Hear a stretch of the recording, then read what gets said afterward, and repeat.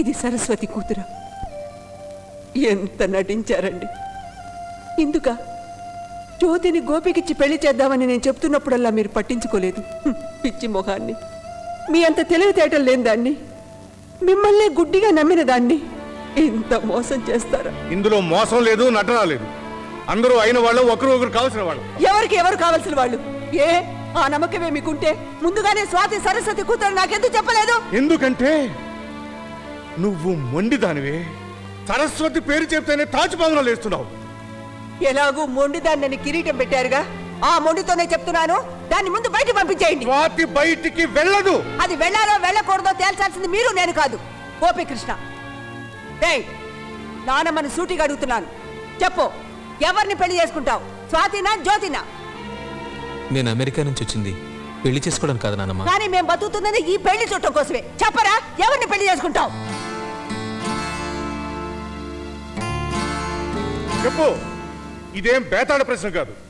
నీకెవరంటే ఇష్టమో చెప్పు. దానికి ఇది బేతాళ ప్రశ్న కాకపోవచ్చు, యక్ష ప్రశ్న కూడా కాకపోవచ్చు. కానీ సరస్వతి అత్తయ్య కూడా నానమ్మ కడుపునే పుట్టింది కదా. కన్న కూతురంటే నానమ్మకి ఎందుకంత పగ?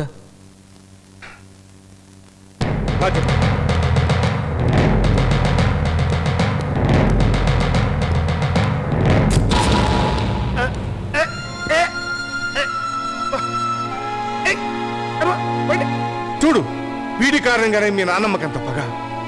ఈ రోజు నీ పెళ్లికి ఎంత రాద్ధాంతం జరుగుతుందో, ఆ రోజు వీడి పెళ్లికి కూడా అంత గొడవ జరిగింది.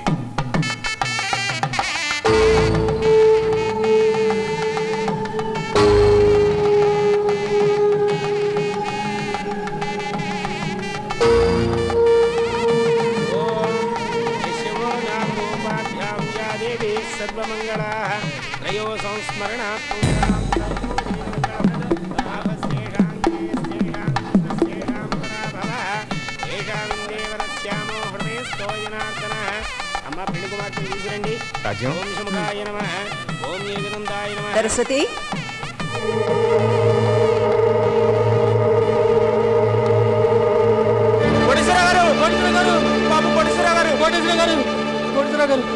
బాబు ఏమిటి కార్తయ్య, ఏం జరిగింది? మీ అమ్మాయి సరస్వతి వెంకటేశ్వర కొడుకుతో లేచిపోతుంటే పొలివేరలో పట్టుకున్నారండి.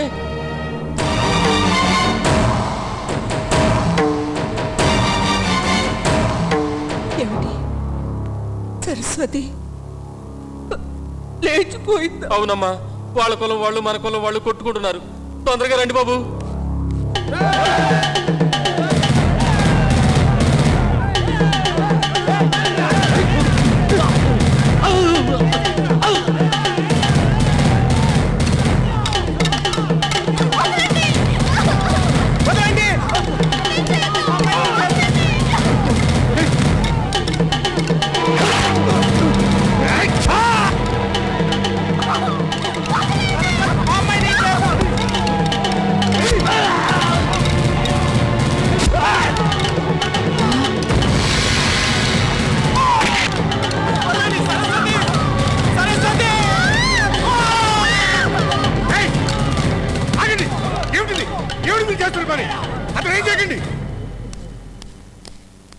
మన కులం పిల్లని లేపుకుపోయేవాడిని వదిలిపెట్టమంటారా?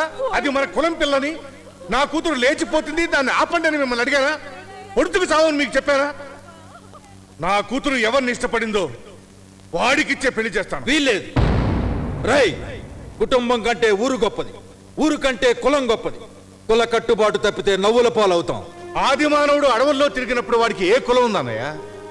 కులం పేరుతో, మతం పేరుతో జనాన్ని విభజించి పాలించుకోవడానికి పాలకులు సృష్టించిన ఈ కులాల కురుక్షేత్రంలో మనం చాడం దేనికి? చచ్చి తీరాల్సిందే. రేపు ఊళ్ళో ఎవడైనా ఏమయ్యా కాశీయా, మీ బాబాయ్ కూతురు ఏరే కులపడితో లెగిసిపోయిందంటగా అని అంటే ఇన్ని ఊరుకుంటావా? కాళ్ళు చేతులు నరికి అవతల భారతం మాట్లాడేంటి పిని. కాళ్ళ పారాణితో పొలిమేర దాటిన మరుక్షణమే అది నా కూతురుగా చచ్చిపోయింది. కన్న తల్లే తీర్పు చెప్పింది, ఇంకా ఆలోచిస్తారేంటి? గ్రామంలో కక్షలు రేపి ఇంతమంది చావుకు కారకులైన వీళ్ళిద్దరినీ ఉరి తీయాలి. ఇది గ్రామ పెద్దగా నా తీర్పు. అయితే ఇద్దరిని ఒకేసారి ఉరి తీయాలి. కానివ్వండిరా.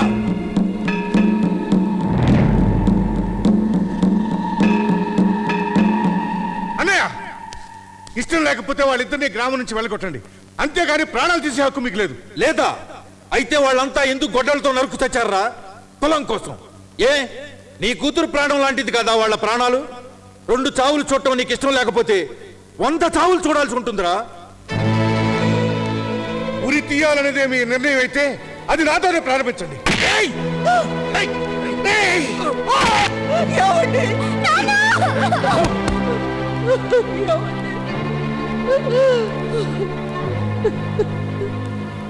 రేయ్, కోటేశ్వరరావు నెత్తురు నేల మీద పడ్డా కూడా ఇంకా ఆలోచిస్తారేంట్రా? వెంటనే వాడిని ఉరి తీయండి. రేయ్, మనాడు కూడా దీన్ని ఉరి తీయండి.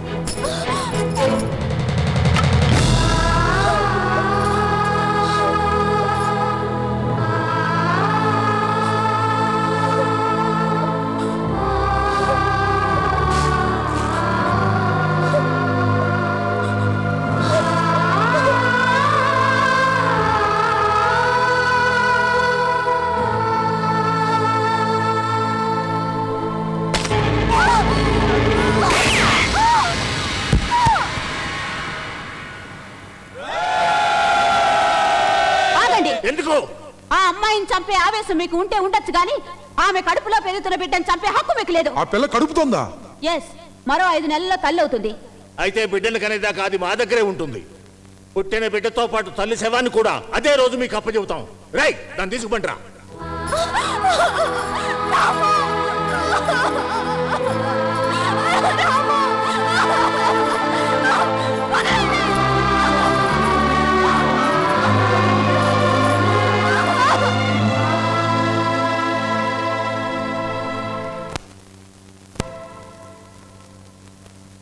తమ్ముడు, తమ్ముడు లేరా, కూర్చో, భోంచేయి.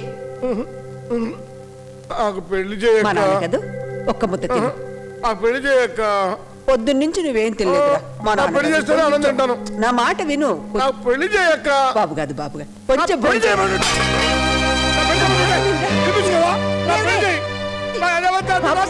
మాట వినరా. నా పెళ్లి చేయక. ఏం ఒక్కరు నా మాట ఇప్పించాలి. చేస్తామయ్యా.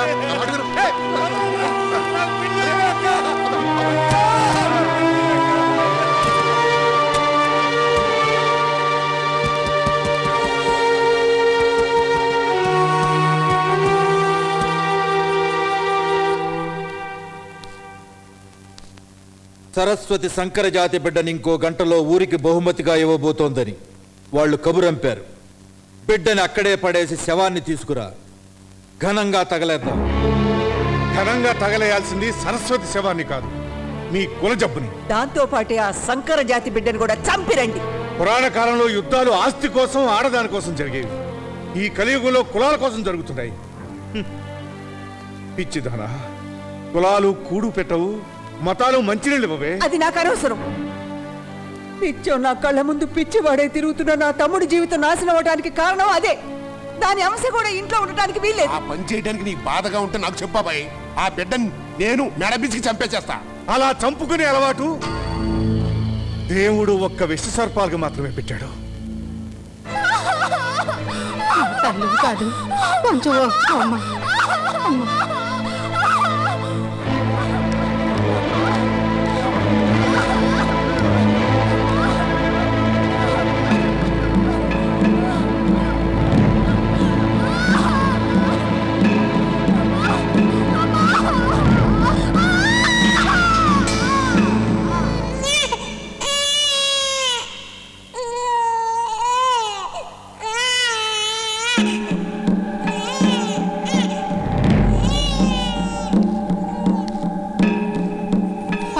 పాపను కన్నావు, చూసుకోమ్మా.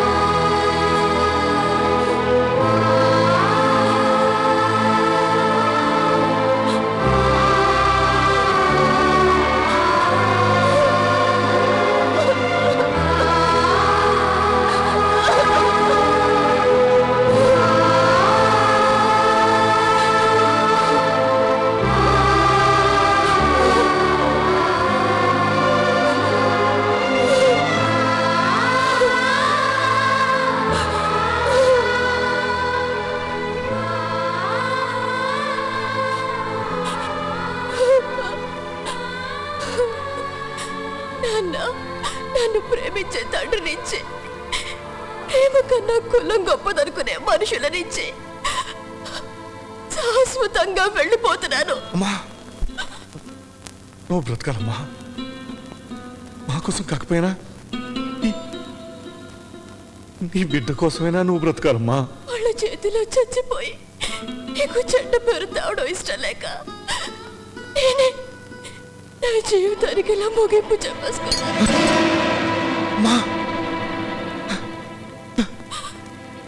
సరస్వతి, నా చావుతో మన బంధం తెగిపోకూడదు. నిన్నే అన్నయ్య కొడుకు గోపికృష్ణకిచ్చి పెళ్లి చేస్తావు నాన్న. అడుగు నాన్న. యదా యదా హి ధర్మస్య గ్లానిర్భవతి భారత అభ్యుత్థానమధర్మస్య తదాత్మానం సృజామ్యహం.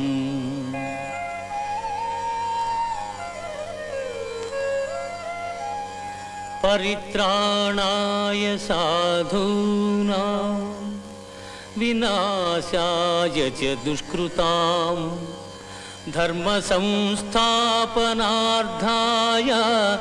సంభవామి యుగే యుగే.